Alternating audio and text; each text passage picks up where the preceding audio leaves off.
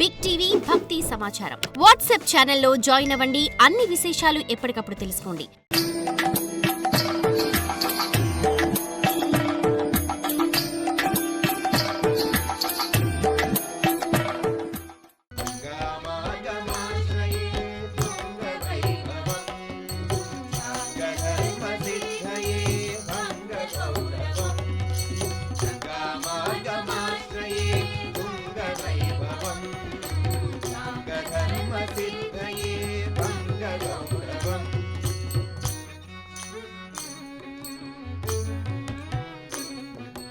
అతద్విధా నిశ్రుతం బహువిధ క్షేత్రగం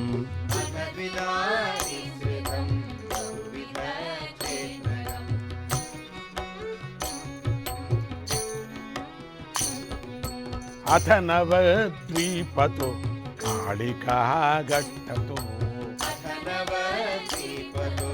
కాళికాగట్టతో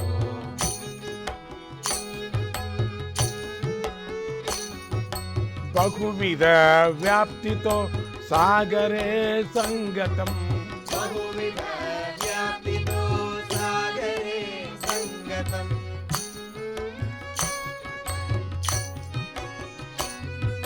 స్మరణతశ్చాపి ద్రాక్ సచ్చిదానందదం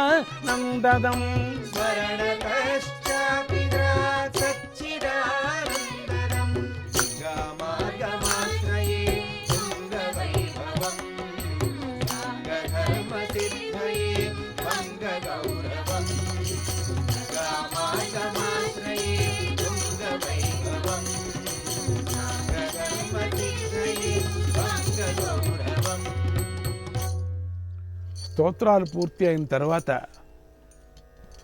అష్టవసువులలో ఒకడైన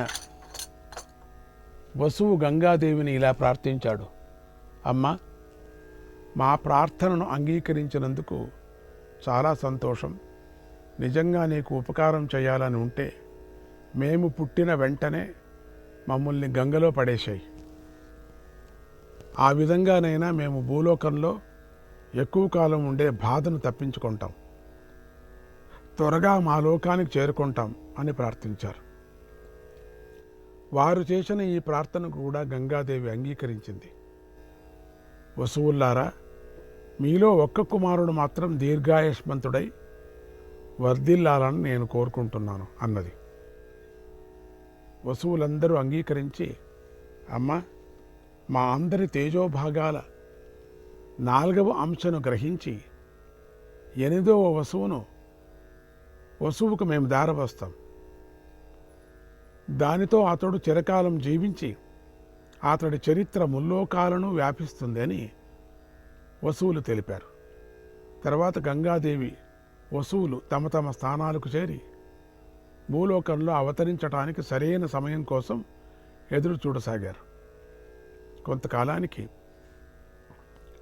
ప్రతీప మహారాజు గంగానదీ తీరంలో తీవ్రమైన తపస్సు ప్రారంభించాడు. ఆ సమయంలో గంగాదేవి సుందర స్త్రీ రూపాన్ని ధరించి నేరుగా వచ్చి ప్రతీపుడి కుడి తొడపై కూర్చుంది. ప్రతీపుడు ధ్యానం చాలించి గంగాదేవిని నువ్వెవరు అని ప్రశ్నించాడు. అందుకు గంగ, నేను జాన్గు మహర్షి కూతుర్ని. నువ్వు ఇంద్రుడితో సమానంగా ఉన్నావు, నన్ను పెళ్లి చేసుకో అని కోరింది.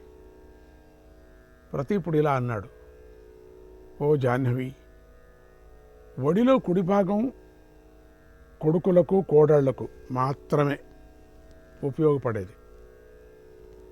అది ధర్మాసనం. భార్యలు ఎడమ తొడపైనే కూర్చోవాలి. కానీ నువ్వు అలా చేయలేదు. అందువల్ల నువ్వు నా పుత్రుడికే భార్య కావలసి ఉన్నది.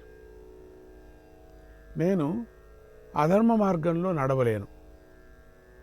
నా కోరిక మన్నించి నా కొడుకైన శంతనుడికి నువ్వు భార్యవు కాగలవు అన్నాడు. గంగ అందుకు అంగీకరించింది. ఇది జరిగిన కొంతకాలానికి ప్రతీపుడు రాజ్యాన్ని శంతనుడికి అప్పగించి తపస్సుకై అడవులకు వెళ్ళిపోయాడు.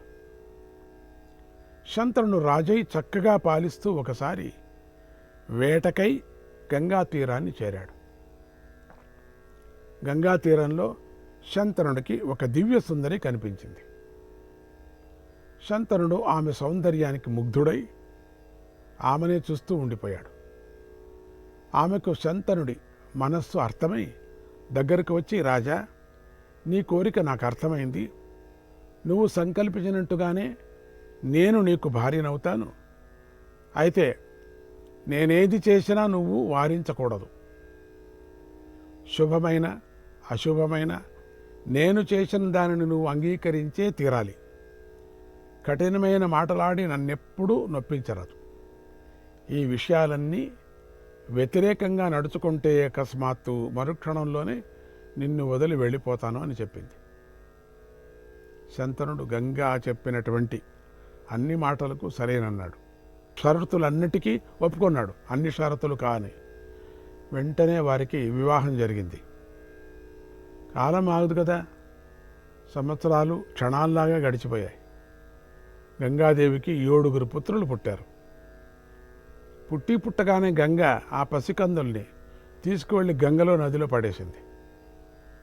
పైగా, ఓ రాజా, మీకు మంచి జరగాలనే నేను ఇలా చేస్తున్నాను అని చెప్పింది. చంద్రుడు ఏమైనా అంటే విడిచి వెళ్ళిపోతుందేమో అని భయంతో ఏమీ మాట్లాడలేక లోపలే కుమిలి కృషించిపోయాడు. తర్వాత కొంతకాలానికి 8వ కొడుకు పుట్టాడు. గంగాదేవి ఆ పిల్లవాడిని తీసుకొని గంగ వైపు అడుగులు వేయసాగింది. గంగలో పడేయబోయింది. ఆ దృశ్యాన్ని చూసి శంతనుడు సహించలేకపోయాడు. ఆమెకు అడ్డం పడి, అసలు నువ్వెవరివి? ఎందుకింత ఘోరాలు చేస్తున్నావు? ఎవరి కోసం చేస్తున్నావు? పుట్టిన 7 పసిపిల్లలను గంగపాలు చేశావు. ఇప్పుడు ఏ పాపము తెలియనటువంటి పసిగుడ్డును కూడా చంపాలని చూస్తున్నావు. చంపడానికి నీకు మనస్సేలా వచ్చింది అని చాలా కోపంగా మాట్లాడాడు. ఆమె ఏమీ చెక్క చెదరకుండా నవ్వుతూ ఇలా అంది, ఓ మహారాజా, నేను మీ మాటను జవదాటి ఎప్పుడు ఈ పిల్లవాడిని చంపాలనుకోవటం లేదు. ఇప్పుడు నేను చంపాలనుకోలేదు. ఈ రోజు నుంచి మీరు మంచి పుత్రులను కన్నవారిలో మొదటి వారవుతారు. ఇక నా సంగతికి వస్తే, మన ఒప్పంద ప్రకారం నాకు మీ సన్నిధిలో ఉండే కాలం పూర్తి అయిపోయింది. మీరు మన నియమాన్ని ఉల్లంఘించి నా వివరాలు అడిగారు కదా, చెబుతున్నాను వినండి. నేను జాహ్నవీదేవిని, మహామునింద్రులు నిత్యము సేవించే గంగాదేవిని. నేను సామాన్యురాలిని కాదు. ఒక దేవకార్యార్థమే కొంతకాలం నీతో కలిసి ఉండవలసి వచ్చింది. ఇది ఒక దేవుడి కార్యం కోసం. ఈ క్షణంతో మన సాంగత్యం పూర్తి అయిపోయింది. వశిష్ఠ మహర్షి శాపం వల్ల అష్టవసువులు భూలోకంలో జన్మించవలసి వచ్చింది. ఈ లోకంలో నీకు తప్ప వేరెవరికి వసువులకు తండ్రి కాగల అర్హత లేదు. నీకయింది. నీ యోగం నువ్వు. నీ పూర్వం జ్ఞాపకం చేసుకో. వైకుంఠానికే వెళ్ళేవాడివి అనే విధంగా ఇప్పుడు చెప్పదు, మనం అది జ్ఞాపకం చేసుకుందాం. తల్లి అయ్యేటువంటి మహత్వం నాకు తప్ప మరెవరికీ లేదు.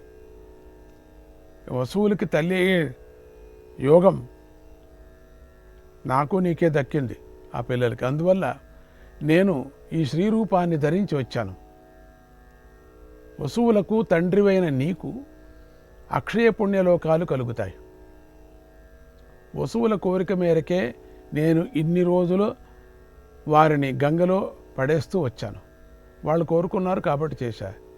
చివరి కొడుకు మాత్రం దీర్ఘాయుష్మంతుడు కావాలని కోరుకున్నాను. ఇది నేను కోరుకున్నా. వాడే ఈ పిల్లవాడు. వసువులకు శాప విమోచనం కలిగింది. మీకు ఇక అంతా మంచే జరుగుతుంది. నేను ఇక దేవలోకానికి వెళ్ళిపోతున్నాను. ఈ పిల్లవాడికి కొంత వయస్సు వచ్చే వరకు నా దగ్గరే పెరుగుతాడు అని శంతనుడు నచ్చజెప్పి పిల్లవాడిని తీసుకొని వెళ్ళిపోయింది. తర్వాత గంగామాత ఆ పిల్లవాడికి దేవవ్రతుడని నామకరణం చేసింది. ఇది భీష్ముడి అసలు పేరు. గంగ పుత్రుడు అవ్వటం వల్ల గాంగేయుడు అని శంతన కుమారుడు అవటం వల్ల శాంతనుడు అని కూడా భీష్ముడి పేర్లు వచ్చాయి. గంగాదేవి దేవపుత్రుణ్ణి విద్యాభ్యాసానికై వశిష్ఠ మహర్షి దగ్గర చేర్చింది. దేవవ్రతుడు ఆయన వద్ద చతుర్వేదాలను అధ్యయనం చేశాడు. విద్య పూర్తి అయిన తర్వాత వశిష్ఠుడు భీష్ముడిని బృహస్పతితోనూ శుక్రాచార్యుడితోనూ సమానుణ్ణి అయ్యావని ఆశీర్వదించాడు. అంత గొప్పవాడయ్యావు భీష్ముడా అని భీష్ముడికి ఆశీర్వదించాడు.